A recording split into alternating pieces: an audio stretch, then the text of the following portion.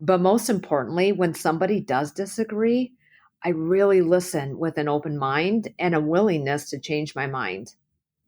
And when we do change course, which we often do, I make sure to thank that person and really give them public recognition to show others that it is absolutely safe and encouraged for them to disagree with me.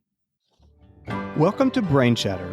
Join us as we explore real-life examples of leaders who listen past the daily noise, lead themselves and others with clarity, and make an effective difference on the front lines of leadership in life and work. I'm your host, Derek Brown. To see episode notes and to read more about any of the resources mentioned in this episode, visit brainchatterpodcast.com. Today's guest is Kelly Caruso, CEO of Shipt. You've probably heard of Shipt, a home delivery company that delivers groceries and other home essentials. A customer enters a shopping list into the app which Shipt provides, at which point they are connected to a shopper local to them, who then buys the items on the shopping list at the customer's designated stores and then delivers them to the customer's doorstep. Shipt has over 200,000 shoppers in over 5,000 U.S. cities, which is coverage of approximately 80% of U.S. households. It is an operation with an immense number of moving parts. The app must match up with each store in an area and what each store carries in inventory at that point in time, and associate possible alternatives if the store is out of an item. Stores Shipt serves include Target, Costco, CVS, Publix, Meijer, Petco, and many other national and regional brands. So that means hundreds of engineers, operation team members, data scientists, product designers working in tandem. In fact, a home office support staff of over 1,000 supporting those 200,000 shoppers who are supporting millions of customers across the United States. The person at the helm of Shipt's leadership is with us today to discuss something she deems is critical to their success, why she wants disagreement on her team. Welcome to Brain Chatter, Kelly. Derek, thank you so much for having me. I'm excited to be here. Before we get to your introduction, let me ask you a few questions. What's an example from your own personal experience of an instance where someone disagreed with you constructively and the resulting decision was better than if you'd made it on your own with no disagreements? Derek, it happens a lot. As a high level of executive, I have an appropriate understanding of the key issues facing the businesses I've run, but there have definitely been situations where having a more nuanced understanding has led to a better decision. By creating a safe environment for my leaders built on trust, respect, and active listening, they've been able to come to me and say, hey, you're not understanding the full picture here, and let's discuss it more deeply and allow me to present a different point of view. Many times after those discussions, I have absolutely changed my mind based on the leader's willingness to disagree with me. And in the end, we've ended up with a better outcome. In a fast-paced environment such as the one in which you operate, sometimes disagreement can slow down processes and decisions. That's one reason some executives, all the way through some supervisors, sometimes railroad projects through and completely discourage disagreement, whether through process that skips the opportunity for input or intimidation where it could arise. What do you think are the costs to an organizational culture, or even just to a department culture, built to either encourage or allow this? Derek, the costs are steep. When companies stop engaging in constructive disagreement or they don't create an environment where alternative points of views are not only valued but welcome, then honestly, the company stops innovating and their growth stagnates. They struggle to attract new customers, talent, and investors. Simply put, they start to die. And I think the retail industry over the past decade is a good example of when companies have stopped having good, authentic, robust debate. They lack innovation and they're not prepared for the future. Do any examples come to mind for you? I have seen time and time again when a retailer did not take into consideration and really embrace shifting consumer behaviors and mindsets, they did it at their own peril. And I think for many of these retailers, they weren't willing to have tough conversations amongst themselves and really listen to new points of view, alternative points of view, and do some myth bustings and break old paradigms. They simply said this is the way we've always done it, and it did not turn out well for them. What is the number one way that you teach those around you that it is safe and acceptable to disagree with you? I do it through a combination of show and tell. When I introduce myself as a new leader to a team, I really talk about my leadership style, which is all about being a servant leader, listening with empathy, developing and empowering the team to really own their own business, giving them the resources necessary to be successful, and when necessary, removing barriers. But I also talk about the fact that I do not have all the answers, that I'm not an expert in all areas, and that I'm going to need their expertise to help guide my thinking and to disagree with me if they feel I'm going down a path that they think will lead us in a wrong direction. So I follow that up with my actions. Things like presenting an idea and asking them to poke holes in it or to tell me what gives you concern about this idea. I do it in both a group setting and in a one on one environment to make it comfortable for them to disagree with me. But most importantly, when somebody does disagree, I really listen with an open mind and a willingness to change my mind. And when we do change course, which we often do, I make sure to thank that person and really give them public recognition to show others that it is absolutely safe and encouraged for them to disagree with me. Of course, a healthy team wants constructive conflict, not destructive conflict, though.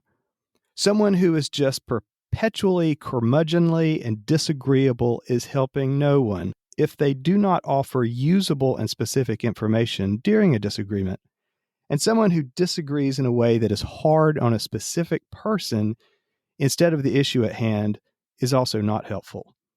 When you've encountered destructive conflict in the workplace, or someone who is regularly presenting destructive conflict, how have you managed those types of situations and done so in a way that everyone else witnessing the situation understood the difference between acceptability of constructive conflict and unacceptability of destructive conflict?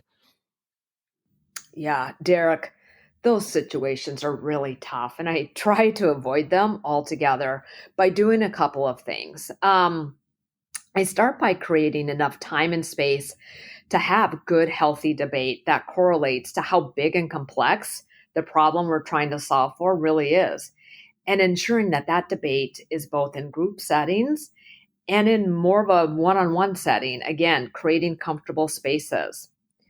Once that idea has been revised and debated a couple of times and through a couple of rounds, I have a policy that I call two toots and then you salute. And what that means is we're going to absolutely have the debate and disagree and have different ideas presented. But once we've made the call as a group, even if it's not 100% consensus, we're all going to get on the bus and go forward with the decision. And it's not for me, it's not just simply supporting the decision, but it is about publicly advocating for that. And what that means is when a leader has to bring a decision back to their team that they don't agree with, it's not enough to simply say, hey, I don't necessarily agree with this, but this is the decision that's been made, and here's what we're going to do. That's not it. What it is saying, this is the decision. We debated it. We looked at all the data and the evidence, and here's why we all believe this is the best decision to go forward with. And then they help their teams get on board and do what's necessary to move the work forward.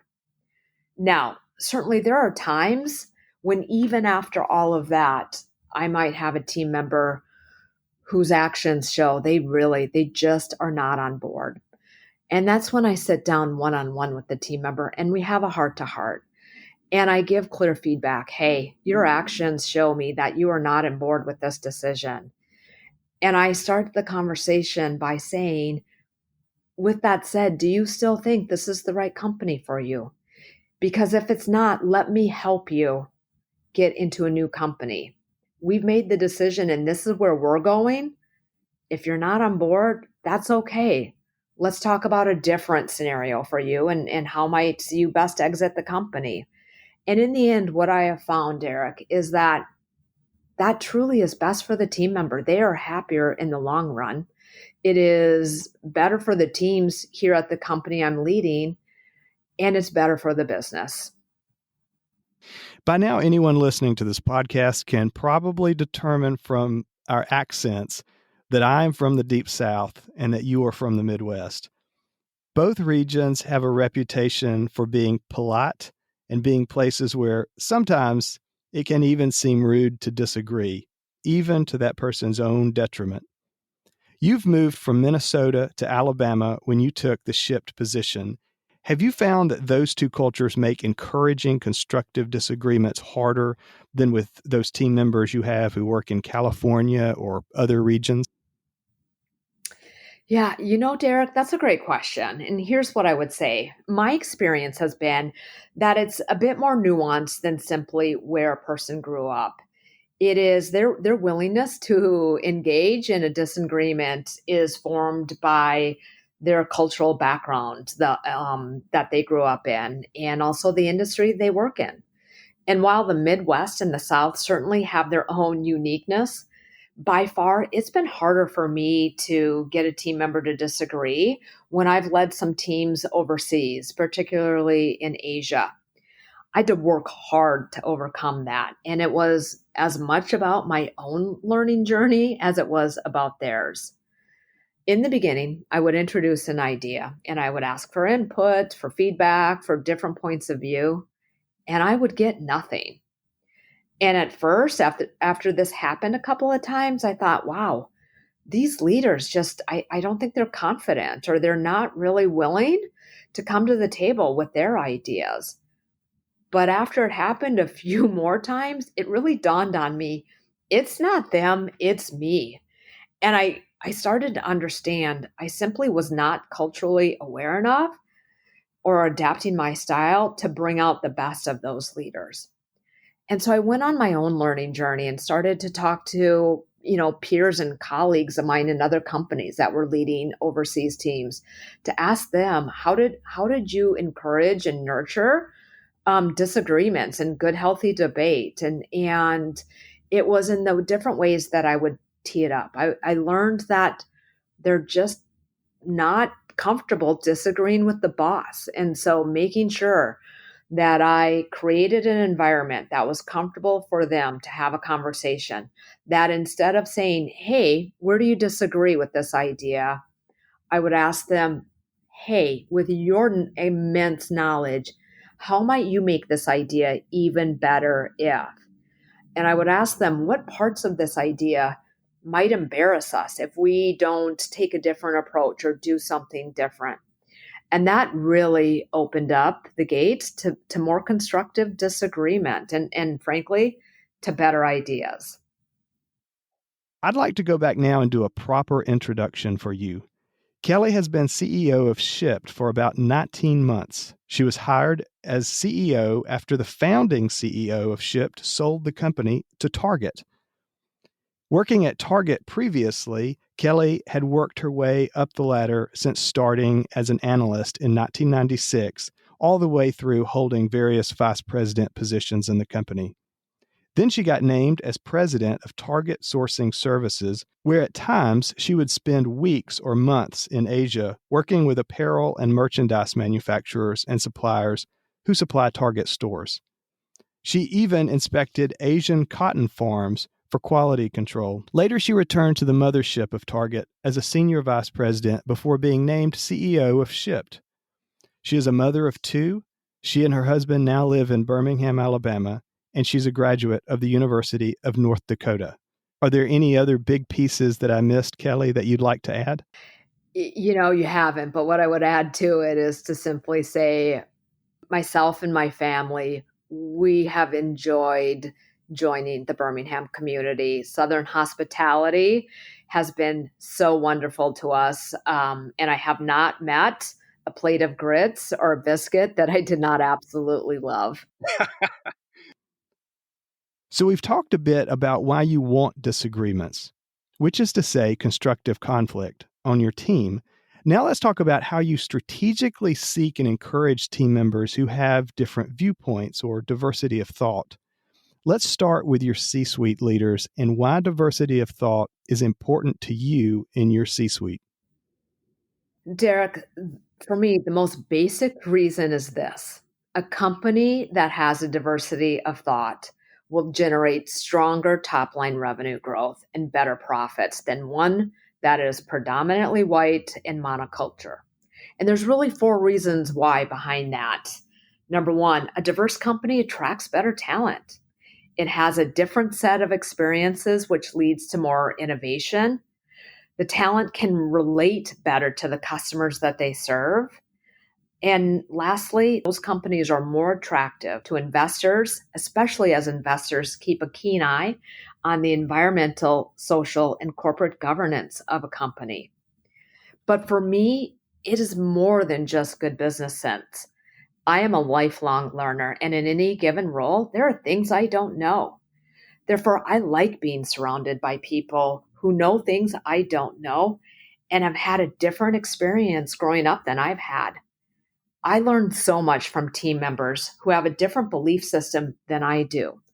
And while I may not always agree with every position they take, I respect them, I have a deeper understanding of them, and I enjoy getting up and having the opportunity to come to work and work side by side by them every single day. In a book I'm currently reading, there's a concept introduced that I guess you could say is the bias of association. And the context is when a company is going to fill a position that's open, they may ask the people who already work there, help us identify someone who would be a good fit, someone you already trust. And of course, you already know our company culture. You already know what is entailed in this job position. So help us identify someone that you think would be a good fit. And there's a lot of logical reasons that a company would do that. However, what happens when it comes to diversity of thought is the person who already works there, who is going to help identify this candidate, is likely to identify someone who thinks similarly to them. And of course, that voids out diversity of thought to a great degree. And if they're told that the company wishes to hire a diverse candidate for that position, they're very likely to identify someone who looks different on the outside, but still thinks very similarly to them. And it can happen for a variety of reasons. It could be someone that they grew up as a lifelong friend with, and so they have a lot of the same life experiences. It could be someone that they went through business school with, and so they have a lot of very common curricular experience. Or it could be because they're in a similar passion group or interest group or school or hobby group or whatever it may be. But in the end, it really waters down diversity of thought. So when a priority is diversity of thought, how can a company wisely navigate this? Derek, I would make this clear. Having a diverse network does not happen overnight. It takes time and effort to really nurture and develop a diverse network. For me, I've been at this for years, not months and not weeks. And I seek out C suites. When I'm hiring somebody for the C suite, I recognize and understand I'm not just hiring them, but I'm hiring their network and their access to their own diverse network. Um, it is a combination of things for me. It is about using the network I do have and asking them for people that do not look or think like they do in their own network that they'll introduce me to. It is about going to conferences and make sure that I am actively seeking out those with a different background from mine. I am clear with my team that creating a diverse and inclusive culture is absolutely everybody's job, and encourage them to develop their own diverse networks. So it's hard and it takes time. It doesn't happen overnight. But if you commit to it, you can get that network going. What would you say are the top most important traits or skills, not specific to an individual position, that you look for when seeking to hire a C suite position? I would say this. I have an amazing HR and recruiting department. And so when a candidate is sitting in front of me, I have every confidence that they've got the technical expertise necessary, that they have got years of a proven track record of driving strong results and developing competitive advantage for the companies they've been a part of. So I'm not really probing a lot on those types of questions. There are three other dimensions that I spend my time talking to this person about. And it's things such as how have they created cultures that are authentic, inclusive, and innovative? How do they engage both the hearts and the minds of their teams to really rally around the mission of the company? And I seek to understand, are they a champion of diversity and equitable workplaces, or do they simply support it? And the two are very different. It's not, in today's age, in my opinion, it's not enough to simply support a diverse and equitable workplace. You have to champion for it. And based on that part of the conversation, that's how I determined, are they a good fit for Shipt and Shipt C-suite? And if it means that I have to leave a role open for longer than I would like, then I leave it open. And I got to be honest, the first year and a half, it was tough to really create and develop the C-suite that I wanted. We had a 60% turnover in the C-suite. But when we got the last person in place, and that happened a few months ago, I feel such confidence in this team, and I'm so eager to get to this next phase of business. So, outside the C suite, you have 200,000 people on the front lines, the shoppers. How do you create a communication gateway for ideas and feedback from the minds and experiences of shoppers, and for the ideas that customers on the front lines pass along to those shoppers, so that that information gets funneled back to you and the other decision makers? Derek, let me state this really clearly. Shoppers are our secret sauce, and they have been a key part of Ship's success since the very beginning. Their feedback is incredibly important to us, and we engage with this group in multiple ways, whether it is through the shopper success team, our Facebook lounge, the different surveys that we send out, or small group feedback sessions. We listen to their feedback and we listen to the feedback they have on behalf of the customers, and we make changes based on that feedback. An example I would bring up is this. We know from our shoppers that they care deeply about having choice in when they work and what orders that they accept. And they want transparency so that they can make the choices that are right for them. So when we are giving them an offer to go do a shop, we have added more transparency. Things like not only how many items they will need to shop for, but exactly what are those items. We're giving them transparency into how long we estimate the shop and the drive time will take.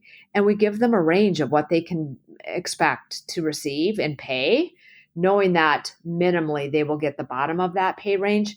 And then they can decide, wow, is this shop worth my effort, or do I want to pass on it right now? And either way, we are okay with whatever decision they make, because it's important that they're allowed to make decisions that are best for them. How have you supported your shoppers during the COVID pandemic? Derek, great question. Since the moment the pandemic started, our number one priority has been keeping our shoppers and our customers safe. Some of the different ways that we approached it for our customers and shoppers was immediately we launched new product to ensure that there was contactless delivery between the shoppers and the customers.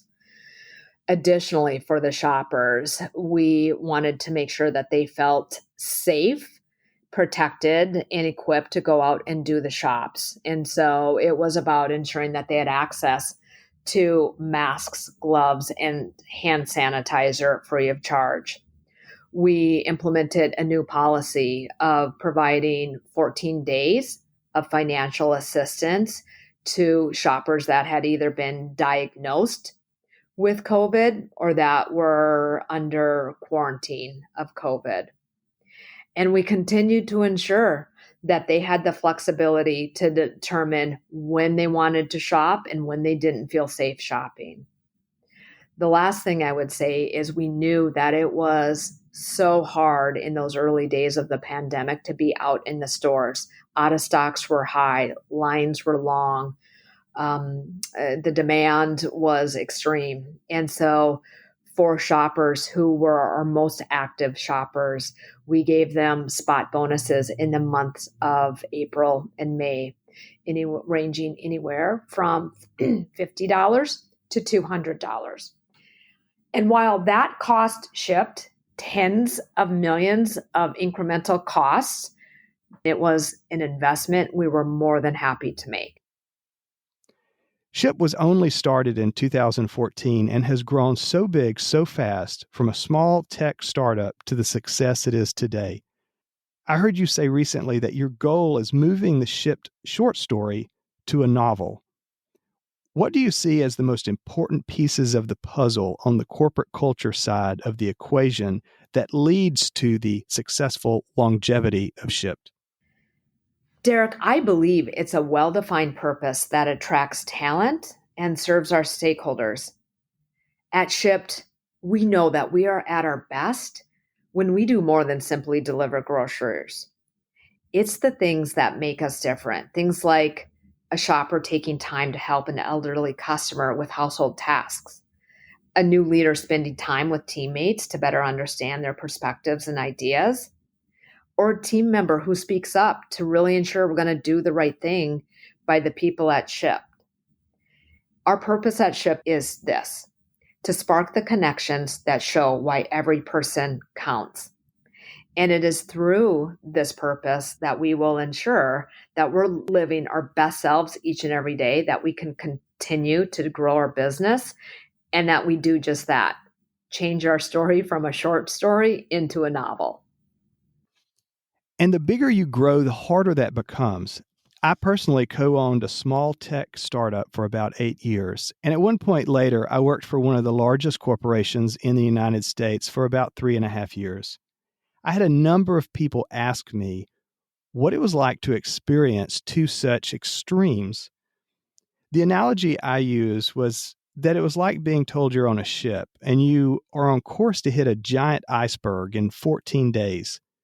Our tech company would have turned left right away and missed the iceberg by 14 days. But I discovered many of the people around me at the giant corporation had the mindset of, oh, well, no way we can get the people at the top to see it in a mere 14 days. We're definitely going to hit it. I'm taking the day off that day. How do you build a culture that keeps the agility of communication and responsiveness and innovation of a tech startup like Shipt and does not get bureaucratic and stale like the stereotypical giant corporation?